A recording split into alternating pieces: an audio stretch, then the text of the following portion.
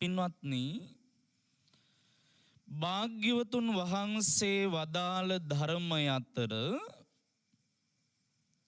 සංයුක්ත නිකායට අයිති ඊටාම වටින සූත්‍ර දේශනාවක් ඇසුරු කරගෙන ජීවිතයට වඩාත්ම වටින ඊටාම වැදගත් ධර්ම පරියායක් මේ දේශනාවෙන් සිද්ධ කරන්න මා අදහස් කළා.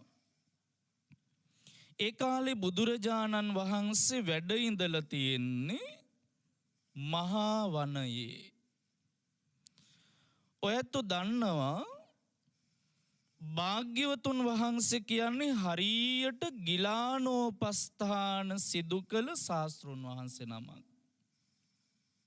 බණ අම්මලට මතක ඇති දවසක් දායක හාමුදුරුව කෙනෙක් තමන් වහන්සේගේ ශරීරයේ බෙලි ගෙඩි තරම් විශාල ගෙඩි හැදිලා කිසිම කෙනෙක් මේ හාමුදුරුවන්ගේ ළඟටවත් ලං වෙන්නේ නැතුව ඉන්නකොට ඔයත් අහලා තියෙනවා බුදුරජාණන් වහන්සේ තමයි හරීම කරුණාවෙන් ස්වාමින් වහන්සේලා එකතු කරගෙන උණුපැන් සෝදානම් කරලා මේ ස්වාමින් වහන්සේ ස්නානය කරවලා අලුත් සිවුරු පොරවල හරියට මේ ස්වාමින් වහන්සේට පිහිට වුණා. භාග්‍යතුන් වහන්සේ ළඟ තිබෙච්ච උදාර ගුණ අතර ඊටාම ශ්‍රේෂ්ඨ ගුණයක් තමයි ගිලානෝපස්ථානය කියන්නේ. උන්වහන්සේගේ ජීවිතේ විවිධ අවස්ථාවන් වලදී භාග්‍යතුන් වහන්සේ ගිලන් උපස්ථානය කරලා තියෙනවා. ඉතින් දවසක් මහා වනයේ වැඩ ඉඳලා ගිලන් ස්වාමින් වහන්සේලා වැඩ ඉන්න ගිලන් හලට භාග්‍යතුන් වහන්සේ වැඩම කළා. ඒ වැඩම කරන්නේ කායික සුව වේදනාව නැති කර ගැනීම පිණිස උදව් කරන්න නෙමෙයි. භාග්‍යතුන් වහන්සේ දන්නවා ගිලන් උනත් ස්වාමින් වහන්සේලාගේ ගත හිත ගිලන් නොවී තියාගත්තොත් ධර්මය අවබෝධ කරගත්තොත් ගිලන්හල තුල පවා එයාට ඊටාම ඉක්මනින් ධර්ම අවබෝධය කරා ගිහිල්ලා අමා නිවනටපත් වෙන්න පුළුවන්. ඒතර භාග්‍යතුන් වහන්සේ වැඩම කරන්නෙම අන්නර ගිලන් ස්වාමින් වහන්සේලාට කමටහන් දෙන්න. දවසක් භාග්‍යතුන් වහන්සේ වැඩම කරලා භික්ෂූන් වහන්සේලාට මතක් කළා, පින්වත් මහණෙනි, දැන් ඔබ වහන්සේලා අපේක්ෂාවක් තියාගන්න. කොහොමත් මේ ගත දිරල යන එකක්, ලෙඩ වෙන එකක්, ඒක මේ ලෝකේ කාටවත් නවත්තන්න පුළුවන් එකක් නෙමෙයි. ඒක නවත්තගත්තු කෙනෙක් මේ ලෝක ධාතුවේ අපිට හම්බ වෙන්නෙත් නැහැ. හැබැයි ඔබ වහන්සේලා දක්ෂ වෙන්න පුළුවන් තරම් මේ ස්කන්ධයන්ගේ පිරිනිවීම පිණිස වැඩ කරන්න. මොනවද ස්කන්ධ කියන්නේ? රූප, වේදනා, සංඥා, සංකාර, විඥාන. මේක ජීවිතේට හොඳ වටින කතාවක් තියෙන දේශනාවක්. මේ ස්කන්ධයන්ගේ පිරිනිවීම පිණිස වැඩ කරන්න. පින්වත් මහණෙනි, ස්කන්ධයන්ගේ පිරිනිවීම කියන එක හදාගන්න නම් ඒකෙන් ඔයත් එක කාරණාවක් දාගන්න හිතට. බුදුරජාණන් වහන්සේ මේ ස්කන්ධ පිරිනිවීම පිණිස අපේක්ෂා කරන්න කියලා මතක් කරන්නේ වෙන මොකකටවත් නෙමෙයි. යම් කෙනෙක් දක්ෂ වුණොත් මෙන්න මේ කය ජීවිතේ අන්තිම දේහය බවට පත් කරගන්න. දැන් මේ දරාගත්තු කයක් තියෙනවනේ. මේ කය මේ ජීවිතේ අවසානම දේහය බවට පත් කරගන්න. එයා කවමදාකවත් මතක තියාගන්න, ආය සංසාර ගමනේ රූප වේදනා සංඥා සංස්කාර විඥාන කියන ගොඩවල් පහ ලබන්නේ නැහැ. ඇයි මෙතනින්ම මේ සියල්ලම අයින් කළා. ඒතර භාග්‍යතුන් වහන්සේ මතක් කළා පින්වත් මහණෙනි මේ ස්කන්ධයන්ගේ පිරිණිවීම කියන එක ගොඩනගා ගන්න නම් පිරිණිවෙන මට්ටමකට එන්න නම් ඔබ වහන්සේලාගේ ජීවිතේ පුළුවන් තරම් සිහියෙන් නුවණින් යුක්තව කටයුතු කරන්න. කතාවටත් අපිට කියමනක් තියෙනවනේ අහලා තියෙන.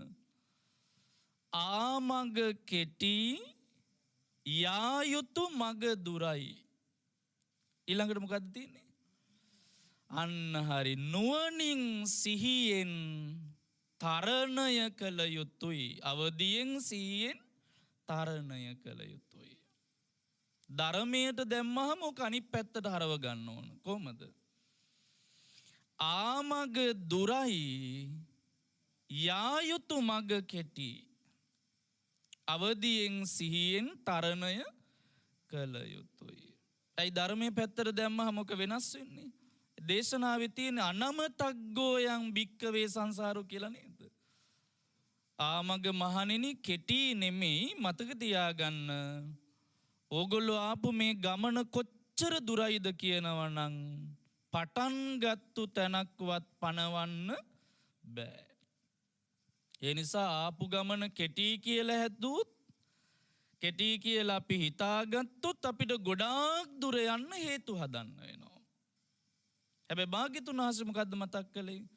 ආමග දුරයි මහණෙනි යා යුතු මග තමයි කෙටි කරගන්න ඕන. මේ සංසාරයයි කෙටි කරගන්න ඕන. ඒකට අවශ්‍ය කරන්නේ සිහිය සහ නුවණ. භාග්‍යතුන් වහන්සේ මතක් කළා පින්වත් මහණෙනි යම් කෙනෙක් මේ සිහියයි නුවණයි දෙක දියුණු කළොත් සිහිය වඩන තරමට එයාට මේ පංච උපාදානස්කන්ධය ගැන පිරිසිඳ දකින්න පුළුවන්. ඒ කාරණා කීයක් පිළිබඳව සිහිය වඩන්න තියෙන්නේ? 4යි. අම්මලට මතකයි කායේ කායානුපස්සී විහරති වේදනාසු වේදනානුපස්සී විහරති චිත්තේ චිත්තානුපස්සී විහරති ධම්මේ ධම්මානුපස්සී විහරති. ඒකට අපි කියනවා සතර සතිපට්ඨානය. දැන් එතකොට මේ සතර සතිපට්ඨානය යම් ශ්‍රාවකෙක් වඩනකොට හෙවත් මේ කාරණා 4 ගැන හොඳට සිහියෙන් විමසලා බලනකොට එයාට මොකක් පිළිබඳවද අවබෝධ වෙන්නේ? පංච උපාදානස්කන්ධය ගැන. තවත් විදිහකට කිව්වොත් ඔබ මම දක්ෂ වුණොත් මේ සතිපට්ඨානය වඩන්න දුක කියන එක පිරිසිඳව දැක ගන්න පුළුවන්. එහෙනම් සතිපට්ඨානය වඩන්නේ වෙන මොකකටවත් නෙමෙයි. දේශනාවෙම මතක් කරනවනේ අන්තිමේදී කොහොමද තියෙන්නේ? කායේ කායානුපස්සී විහරති ආතාපි සම්පජානෝ සතිමා. අවසන් කරන්න කොතනින්ද? විනේය ලෝකේ අවිජ්ජා දෝමනස්සං. ඔන්න මතක තියාගන්න සතිපට්ඨානේ වඩන එකේ ඉලක්කය තමයි ඇලෙන ගැටෙන ලෝකයේ ඇලෙන්නෙත් නැතුව ගැටෙන්නෙත් නැතුව මුලා වෙන්නෙත් නැතුව ඉන්න. එයා තුල මොනවද දියුණු කරන්න ඕන? කාරණා 3ක් තියෙන්න ඕන. ආතාපි කියන්නේ කෙලස් තවන වීරියක් තියෙන්න ඕන. සතිමා සිහියක් තියෙන්න ඕන. සම්පජානෝ නුවණක් තියෙන්න ඕන. මේ කාරණා 3 තිබ්බොත් එයාට පුළුවන් සතිපට්ඨානයට අනුව සිහිය පිහිටුවාගෙන ඇලෙන්නේ නැති ජීවිතයක් හදාගන්න. ගැටෙන්නේ නැති ජීවිතයක් හදාගන්න. අන්තිම එක මුලා වෙන්නේ නැති ජීවිතයක් හදාගන්න. භාග්‍යතුන් වහන්සේ මතක් කළා මහණෙනි සතිපට්ඨානේ තුල සිහිය පිහිටුවා ගන්න ශ්‍රාවකයෙක් සම්පජානකාරී වඩාත් දැනුමින්ද යුක්ත වුණොත්, සම්පජානය කියලා කියන්නේ දැනීම. භික්ෂුන් වහන්සේලාට නම් භාග්‍යතුන් වහන්සේ මතක් කරලා තියෙනවා ආලෝකිතේ විලෝකිතේ සම්පජානකාරී, ඊළඟට සම්මිංජිතේ පසාරිතේ සම්පජානකාරී, සංඝාටි පත්ත චීවර ධාරණේ සම්පජානකාරී, අසිතේ පීතේ සායිතේ කායිතේ සම්පජානකාරී. මහණෙනි, දන් වළඳන කොටත්, කැසිකිලි වැසිකිලි කරන කොටත්, චීවර පරිහරණය කරන කොටත්, ඉස්සරහට යන කොටත්, වටපිට බලන කොටත්, සැතපෙන කොටත්, වාඩි වෙන කොටත්, මේ හැම තැනකම ඉරියව් පවත්වනකොට පවා නුවණින් හොඳට අවබෝධයෙන් දැනගෙන කරන්න. හොඳට දැනගෙන කරන්න. දැන් බලන්න, පැවිද්දන්ට විතරද මේ සම්පජානකාරී බව ඕන? නෑ, ගිහියන්ටත් ඕන. සමහර අය බත් පිඟාන බෙදාගෙන බත් අනුභව කරන ගමන්, ආහාර අනුභව කරන ගමන් රූපවාහිනිය බලනවා. රූපවාහිනිය බලාගෙන ඉන්නකොට එකපාරට මෙයාට අමතක වෙනවා. අන්න හරි, මොකද්ද? තමන්ගේ ඔඩොක්කුවේ තියාගෙන ඉන්නේ බත් පිඟාන. ඒ කියන්නේ ආහාර ගන්නෙත් අන්න හරි සිහියකින් නෙවෙයි. මේ කියන්නේ රන්න පැත්තේ ගැන නෙමෙයි. ආහාර ගන්න. දැන් පේනව නේද? ඒ කියන්නේ මිනිස්සෙකුට මතක තියාගන්න පින්වත්නි, මේ එදිනදා කරන ක්‍රියාකාරකම් ටිකක් තියෙනව නේද? භාග්‍යතුන් වහන්සේ වදාළ ඒ හැම එකක් පිළිබඳව හොඳට දැනගෙන සිහියෙන් කරන්න. ඒකෙන් තේරෙනව නේද මේ ඉරියව්වක් පවා පවත්වනකොට, ඉරියව් පවා අපි හසුරුවනකොට ශ්‍රාවකයෙකුට කොච්චර මේ සිහිය කියන එක වැදගත්ද කියලා, නුවණ කියන එක වැදගත්ද. භාග්‍යතුන් වහන්සේ මතක් කළා, පින්වත් මහණෙනි, යම් ශ්‍රාවකයෙක් මෙන්න මේ සිහියයි නුවණයි ඇතුව වාසය කරනවද? ඔන්න මෙතන ඉඳලා වඩාත් ඔය ඇත්තන්ගේ අවධානය යොමු කරන්න මේ ගැඹුරු කතාවක් සරලව මතක් කරන්නේ. සිහියයි නුවණයි ඇතුව වාසය කරනවද? මහණෙනි, එබඳු ශ්‍රාවකයා තුළ යම් සුඛ වේදනාවක් උපදිනවා. වේදනා කීයද ලෝකේ තියෙන්නේ? 3යි. මමත් විඳින වේදනා 3යි තියෙන්නේ, ඔය ඇත්තොත් විඳින වේදනා 3යි. අන්න ඒකයි මේක අපි කාටත් වැදගත් කතාව. ඒක ගිහි පැවිදි කියලා බෙදන්න බෑ, වෙන් කරන්න බෑ. මේක පැවිද්දන්ටත් වැදගත්, ගිහියන්ටත් වැදගත්. මොනවද වේදනා?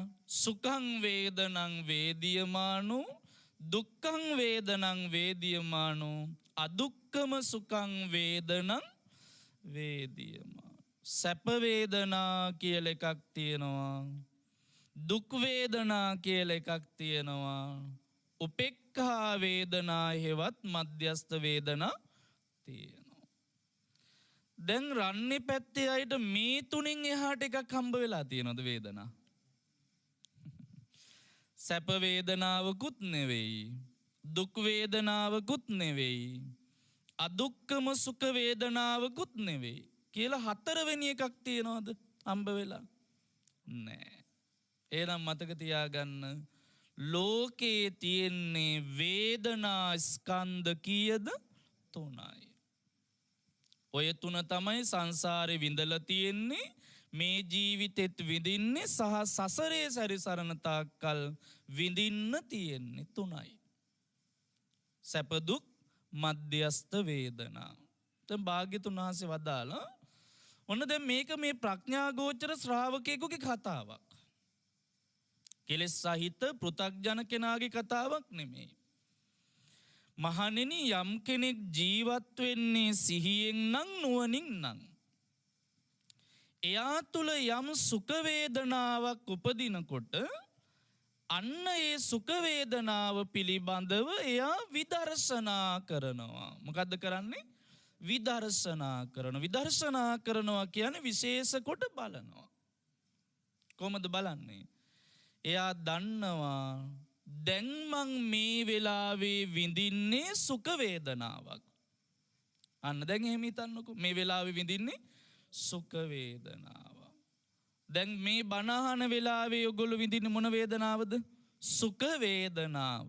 ඔන්න දැන්ම හිතනවා. කොහොමද හිතන්නේ? දැන් මං විඳින්නේ සුඛ වේදනාව. දැන් මේ සුඛ වේදනාව මට සකස්ුනේ ඉබේට නෙමෙයි. මේ වේදනාව මට සකස්ුනේ ඉබේටම නෙමෙයි. මේ වේදනාව මට දැනෙන්නේ කය තියෙන හින්දා. ඔන්න හිතනවා. මොකක් තියෙන නිසාද? කය තියෙන හින්දා. ඊට පස්සේ ආ හිතනවා දැන් මේක හේතු ප්‍රත්‍යයෙන් හටගත්තු එකක්. කය නැත්තම් වේදනා කියන එක දැනෙන්නේ නැහැ.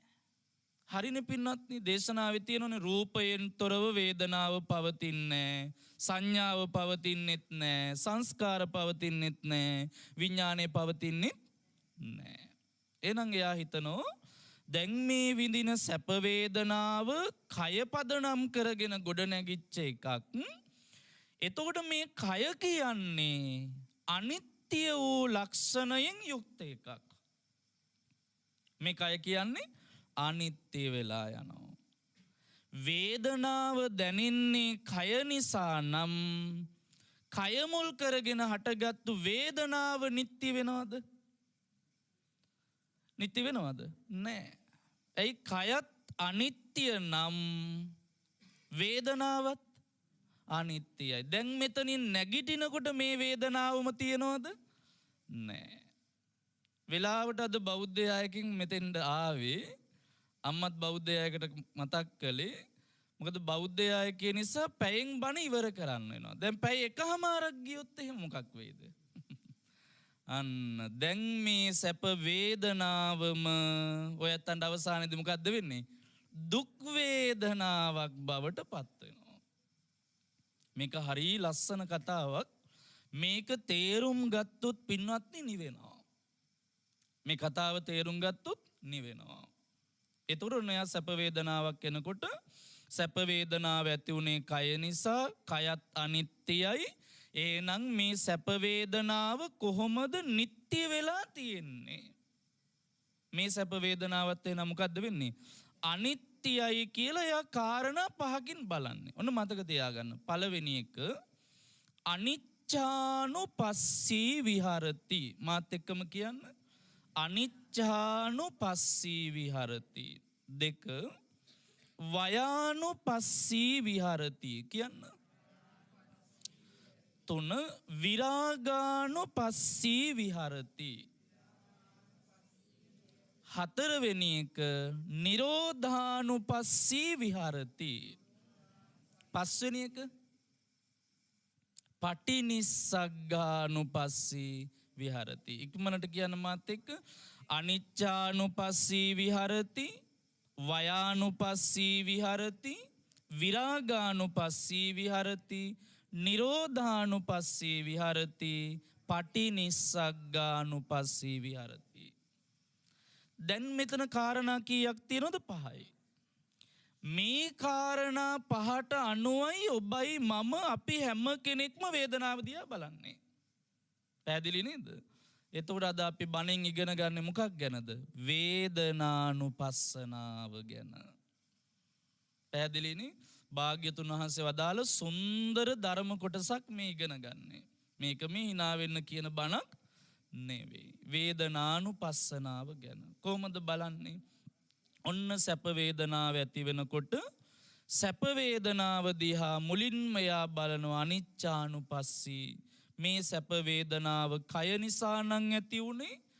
කයත් අනිත්‍ය නම් මේ සැප වේදනාවත් අනිත්‍යයි, නැති වෙලා යනවා. දෙක වයානුපස්සී කියලා කියන්නේ මේ සැප වේදනාව එක දිගට පවතින එකක් නෙමෙයි. මේ සැප වේදනාවෙත් මොකද්ද තියෙන්නේ? වැයවීමක් තියෙනවා. අන්න දැන් පටන් ගත්තාම තිබිච්ච සැප දැන් ටික මොකද්ද වෙවි යන්නේ එහෙනම්? මොකද්ද වෙවි යන්නේ? අඩු වෙවි, වැය වෙවි යනවා. වැය වෙවි යන්නේක ඊළඟ ප්‍රතිඵලය මොකද්ද? සැප අතහැරිලා දුක අන්න හරි දුක උපදිනවා. පැහැදිලිනේ? එතකොට යා මොකද්ද හිතන්නේ? මේක වයානුපස්සී වැය වෙවි යන එකක්. පින්වත්නි සැප කියන එක වැය වෙන්නේ නැත්තම් ඕගොල්ලෝ මහන්සි වෙලා හොයාගන්න සැපේ ඕගොල්ලෝ ළඟ තියෙන්න ඕන නේද? පැහැදිලිද? දැන් ඕගොල්ලෝ ළඟ සැපයි තියෙන්නේ නැත්තේ පවතින්නේ නැත්තේ ඇයි? සැප පවතින්නේ නැත්තේ ඇයි? අන්න හරි සැප පවතින්නේ නැත්තේ වෙන මොකක්වත් නිසා නෙමෙයි. මේ සැපය හේතු ප්‍රත්‍යයෙන් හටගන්න එකක්. එතකොට තේරෙන්නේ නැද්ද? ඕගොල්ලෝ හොයාගෙන යන සැප වේදනාවෙන් වෙන්නේ ඇත්තටම හොයනවා හොයන්න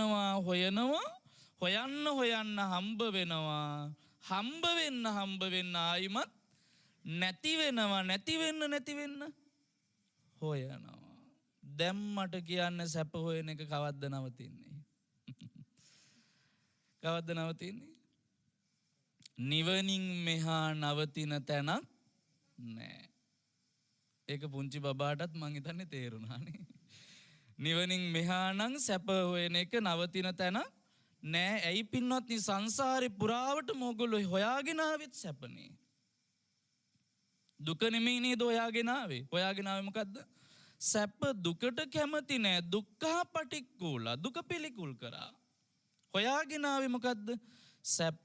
හැබැයි පින්වත්නි මතක තියාගන්න ඔය ඇත්තොත් දන්නවා හොයාගෙන ආපු සැපය මේ වෙනකොට අන්න හරි අතීත සංසාරේ කොච්චර සුඛ වේදනා විඳින්නේ නැද්ද? සුඛ වේදනා මොන්නතරම් විඳින්නේ නැද්ද? හැබැයි එකක්වත් පවතින්නේ නැහැ.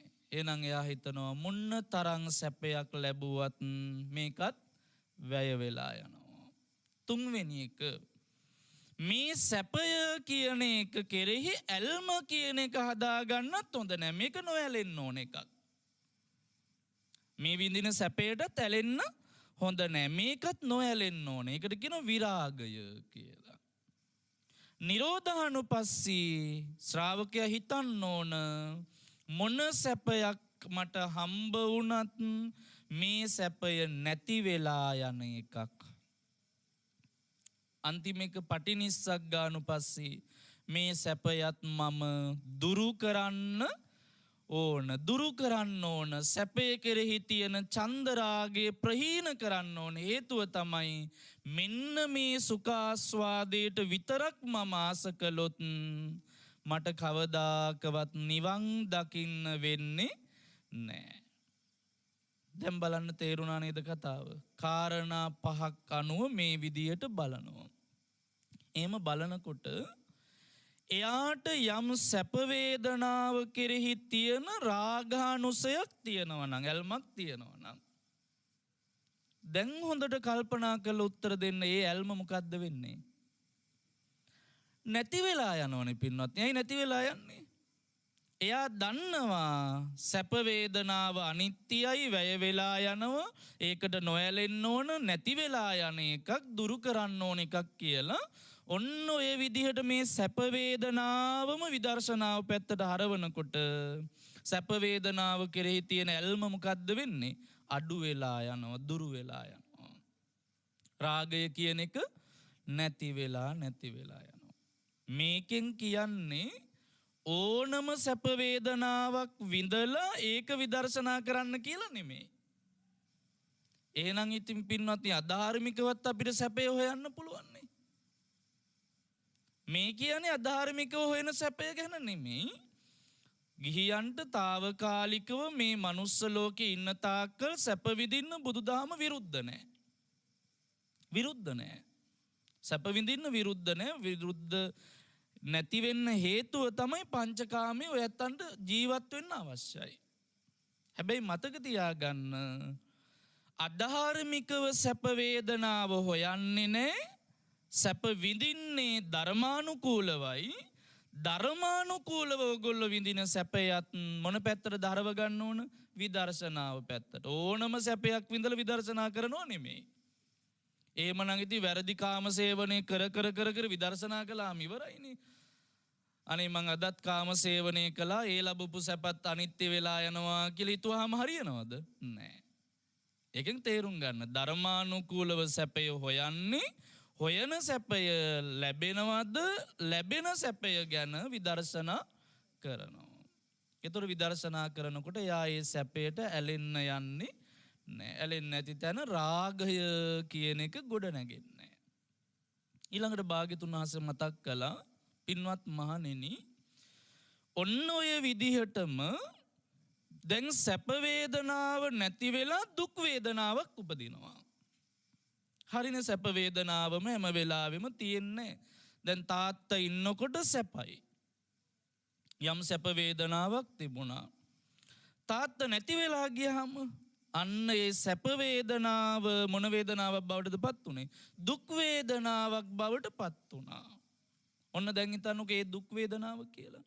තාම ඔය ඇත්තන්ට දුක් වේදනාවක් තියෙනවා. තාත්තගේ අභාවයෙන් කියලා හිතන්නකෝ. භාග්‍යතුන් වහන්සේ මතක් කළා පින්වත් මහණෙනි දුක් වේදනාව ඇති වෙන තැනත් ශ්‍රාවකයා මේ දුක් වේදනාව පිළිබඳවත් පටිච්ච සමුප්පන්නව කල්පනා කරනවා. කොහොමද කල්පනා කරන්නේ? දුක් වේදනාවද නිකම් ඇති වුණ එකක් නෙවෙයි. මේ දුක් වේදනාව මට දැනෙන්නේ කය තියෙන නිසා.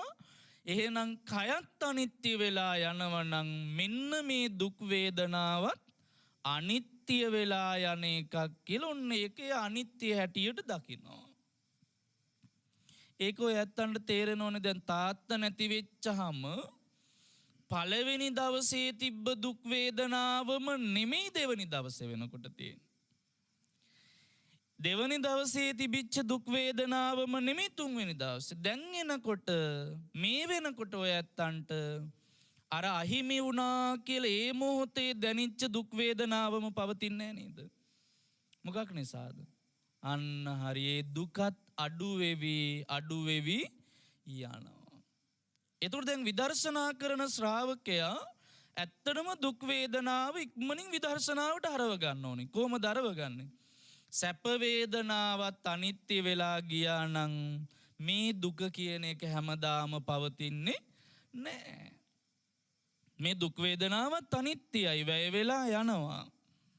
වැය වෙලා යනෝ විතරක් නෙමෙයි මේ දුක් වේදනාවේද මං ඇලෙන්නත් හොඳ නැහැ. දුක් වේදනාව නැති වෙලා යන එකක්. දුක් වේදනාවත් මම දුරු කරන්න ඕන කියලා මෙන්න මේ විදිහට දැක වාසය කරනවා.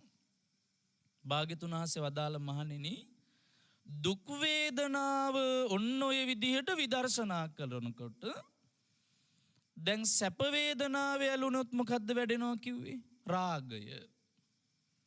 දුක් වේදනාවේ ගැටුනොත් මොකද්ද වැඩෙන්නේ? ද්වේෂය.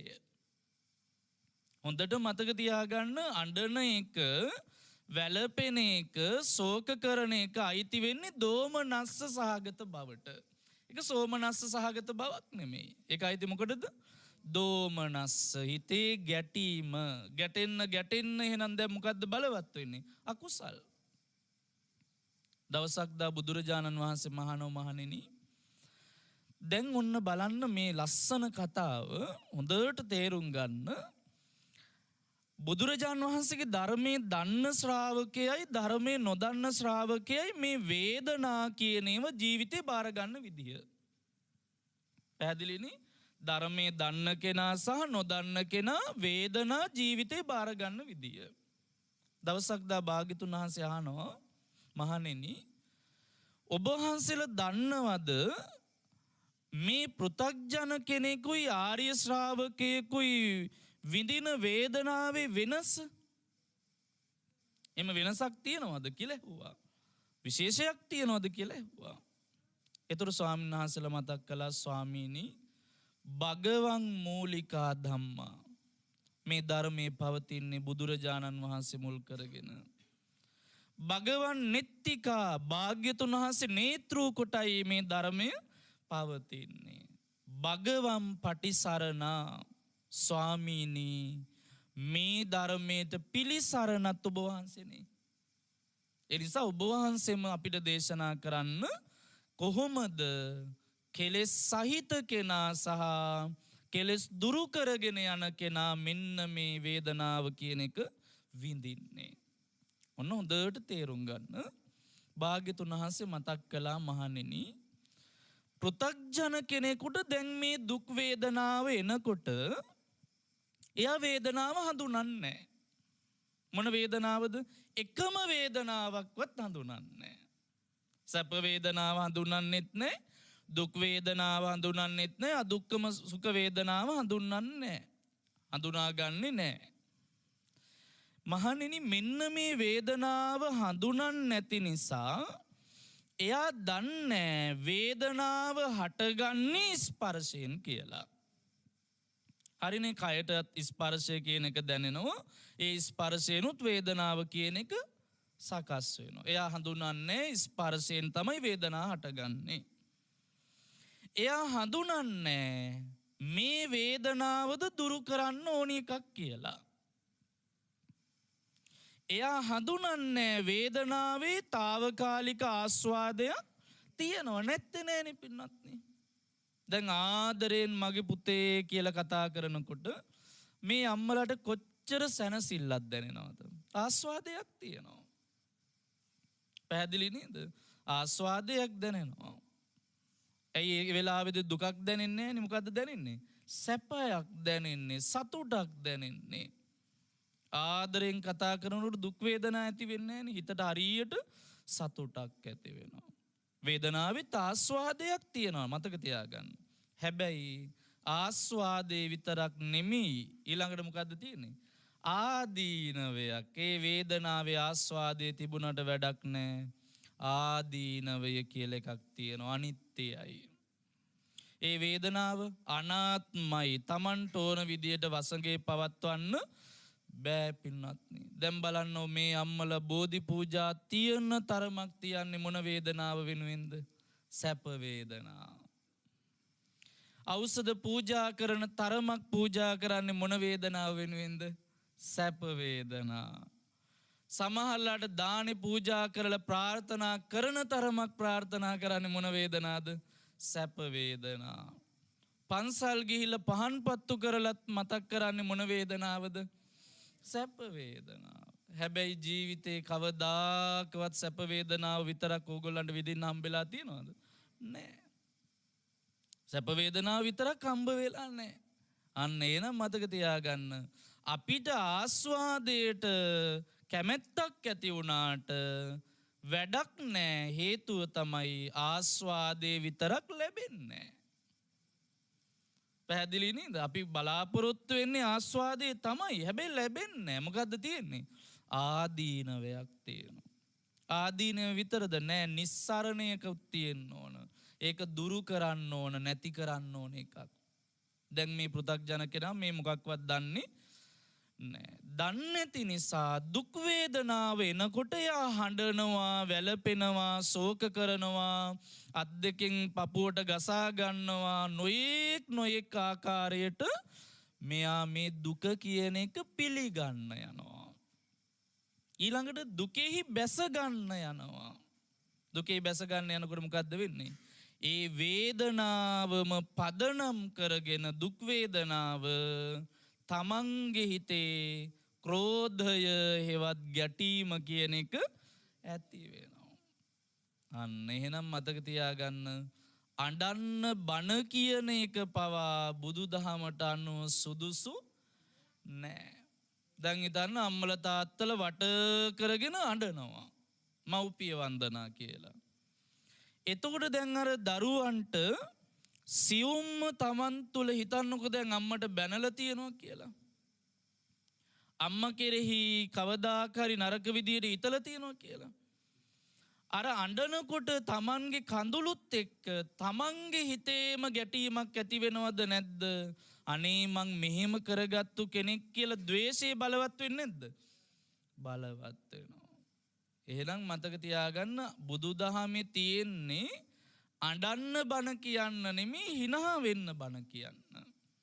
hina වෙන්න බණ කියන්න කියන්නේ අද කාලේ තියෙන hina වෙන බණ නෙමෙයි. දුක සම්පූර්ණයෙන්ම නැති කරලා සතුටින් ජීවත් වෙන විදිහ කියලා දෙන්න. පැහැදිලි නේද මම මේ කියන ටික? සතුටින් ජීවත් වෙන. එතකොට අඬන්නේ වැළපෙන්නේ ශෝක කරන්නේ මොකක් නිසාද? ද්වේෂය, පටිගය කියන අකුසල මූලය අපි ළඟ තියෙන හින්දා. දැන් එතකොට තාත්තගේ වියෝව පදනම් කරගෙනත් අම්මලගේ හිතේ දරුවන්ගේ හිතේ තාම දුක කියන එක සකස් වෙනවා නම් කුසලයේද ඔය ඇත්ත තුල බලවත් වෙන්නේ අකුසලයේද? අකුසලයේ බලවත් වෙන්නේ. පැහැදිලිනේ? අකුසලයේ බලවත් වෙනවා. ප්‍රශ්නේ තියෙන්නේ ඔතන නෙමෙයි පින්වත්නි. භාග්‍යතුන් වහන්සේ මතක් කරා මහණෙනි, එයා ඒ දුක් වේදනාවේ ඉන්නකොට අඬනවා, වැළපෙනවා, ශෝක කරනවා, සියල්ල කරන ගමන් දුක් වේදනාව තුලින් උපන්න ක්‍රෝධයක් තියෙනවනේ, ගැටීමක් තියෙනවනේ, හිතේ ද්වේෂයක්. අඬන්නෙම ද්වේෂය නිසා කියලා කිව්වනේ, හිතේ ගැටීමනේ. ඒක අකුසලය. ඔය අකුසලය තුල ඉඳගෙන එයා ආයිමත් පිළිගන්නේ මොනවද? කාමය. ආයෙ පිළිගන්නේ මොකද්ද? කාමය. ඇයි කාමයේ පිළිගන්නේ? එයා දන්නේ කාමය නිසයි මෙච්චර කල් මට සංසාරේ අඬන්න සිද්ධ වුණේ කියලා. බලන්න අපි කොච්චර අසරණයිද කියලා මේක තේරුම් ගන්න නැති තැන.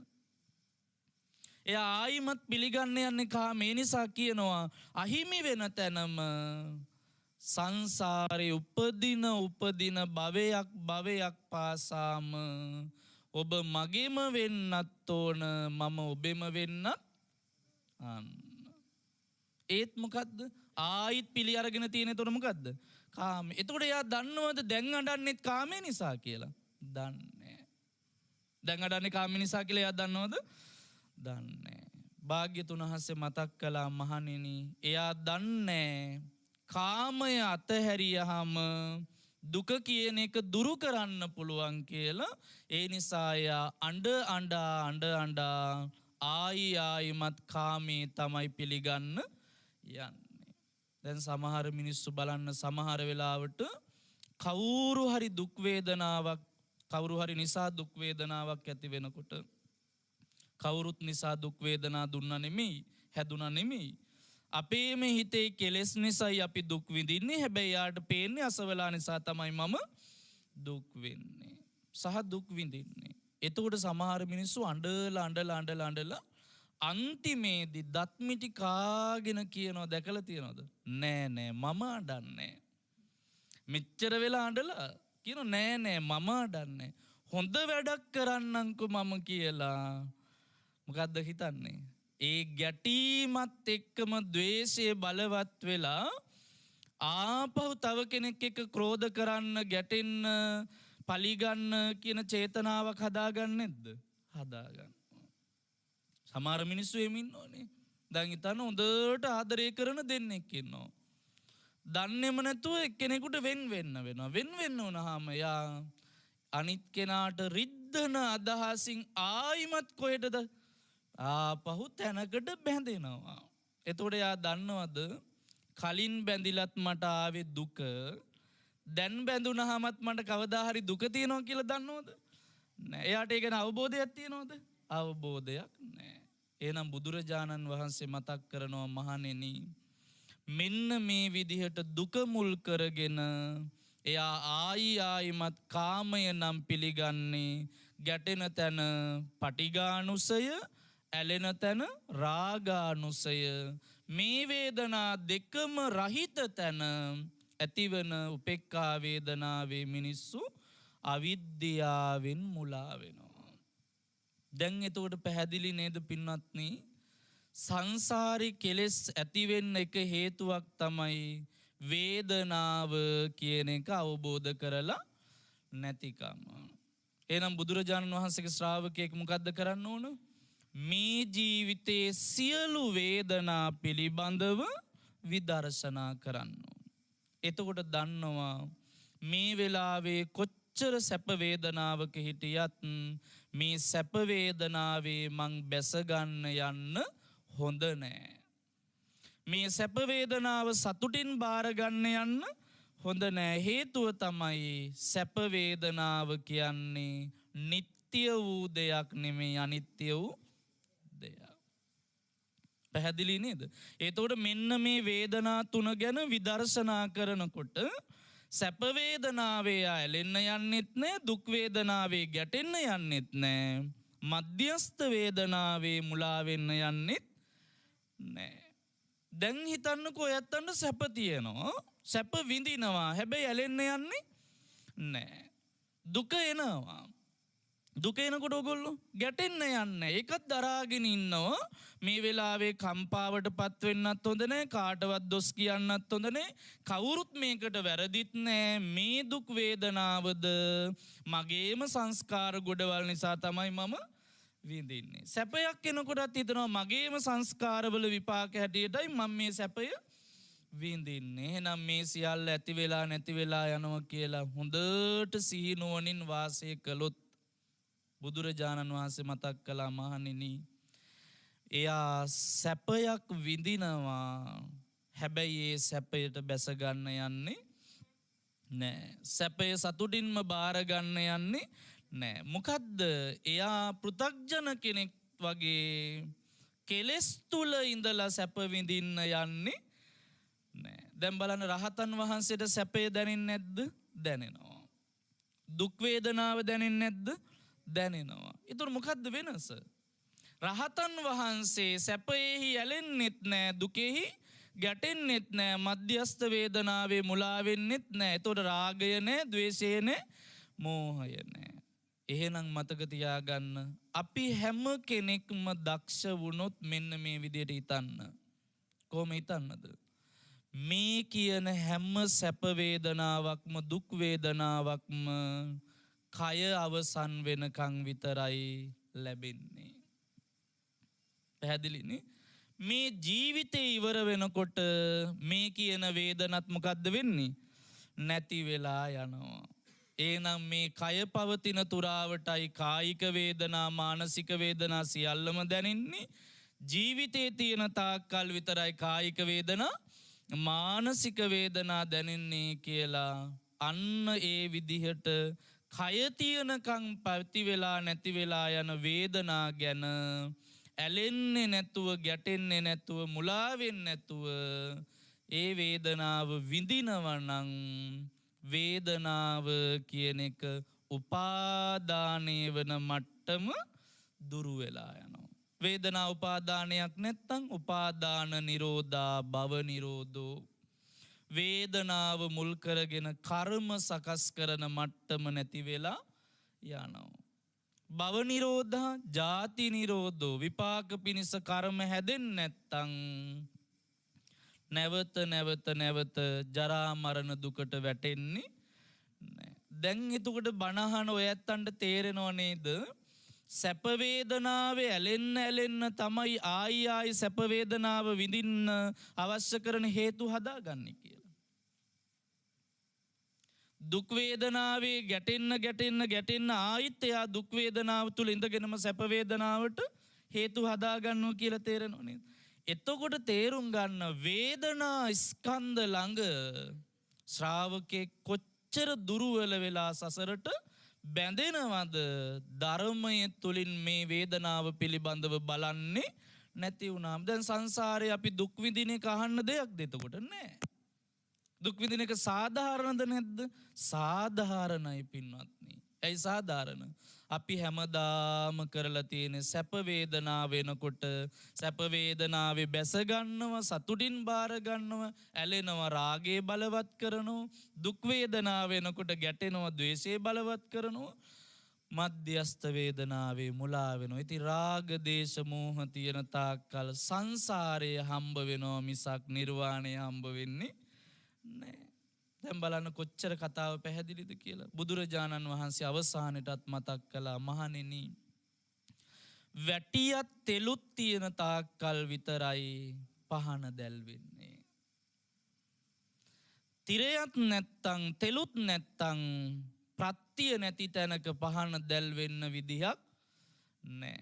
එහෙනම් මතක තියාගන්න සැප වේදනාව විඳින්න බුදුදහම විරුද්ධ නෑ. හැබැයි ඒ සැප වේදනාවේ බැස ගන්න යන්නෙත් නෑ, සතුටින් බාර ගන්නෙත් නෑ. සැපයක් විඳින හැම වෙලාවකම හිතන්න මේ පුණ්‍ය සංස්කාර පදනම් කරගෙන විඳින යම් සැපයක් වේද මේකත් අනිත්‍ය වෙලා යනවා, වැය වෙලා යනවා. මේකත් නැති වෙලා යනවා. දුරු කරන්න ඕන එකක්, නොඇලෙන්න ඕන එකක් කියලා දැක දැක වාසය කළොත් පින්වත්නි, ඕගොල්ලෝ මෙන්න මේ తాවකාලික සැපයට පළඟැටියෝ වගේ ඇදි ඇදි ගිහිල්ලා ආයි සංසාරේ නම් අමාරුවේ වැටෙන්නේ නෑ. භාග්‍යතුන් වහන්සේ මතක් කළා පින්වත් මහණෙනි, හරියට නිවෙන්න මොකක් වගේද? පහනක් වගේ. ප්‍රත්‍ය නැති කරගත්තොත් ආයිමත් හේතු සකස් වෙන්න, ඵලය සකස් වෙන්න ක්‍රමවේද හැදෙන්නේ නෑ. එහෙනම් දැන් තේරෙනව නේද සැපේ විඳින එකේ නෙමෙයි වරද තියෙන්නේ කියලා. සැප විඳින්න බුදුදහම විරුද්ධ නෑ කියලා දැන් තේරෙනව නේද? මොකද්ද භාග්‍යතුන් වහන්සේ මතක් කළේ? බැසගන්නේ, සතුටින් බාරගන්නේ, පිළිගන්න යන්නේ නෑ. විඳිනවා, විඳින මට්ටමේ මේක සැපය කියලා හඳුන ගන්නවා. හැබැයි එතකොට මේක විදර්ශනාවට නගනවා. දැන් බලන්න මේ අවබෝධය තිබුණොත් මැරෙන කම්ම ඔයත්තන සතුටින් ජීවත් වෙන්න බැරිද? පුළුවන් නේ පින්වත්නි.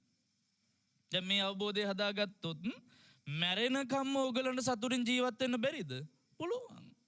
ඇයි කොච්චර ජීවිතේ අරුබුදාවත් බාහිරට දොස් කියන්නේ, බාහිර කෙනෙක් ඒකට වග කියන්න ඕනි කියලා හිතන්නේ, ඒ හැම වෙලාවෙම පටිච්ච සමුප්පන්නව විමසනකොට ප්‍රශ්නයක් Tamanට වැටහෙනවා. ප්‍රශ්නයට හේතුවත් Tamanටම වැටහෙනවා. එතකොට කවුරුත් මේ කිසි දෙයකට වග කියන්න අවශ්‍ය නැහැ. අපි විසින්ම ධර්මයේ තේරුම් ගත්තාම හැමදාම අපිට මැරෙනකම්ම සතුටින් ජීවත් වෙන්න පුළුවන්. ඇලීම් දුරු වෙලා යනවා. ගැටීම් දුරු වෙලා යනවා. මුලාවීම් දුරු වෙලා යනවා. මීට වඩා දේශනාවට කාලය නෙමෙයි. හොඳට තේරුම් ගන්න. අද බණෙන් අපි ඉගෙන ගත්තේ වේදනානුපස්සනාව ගැන.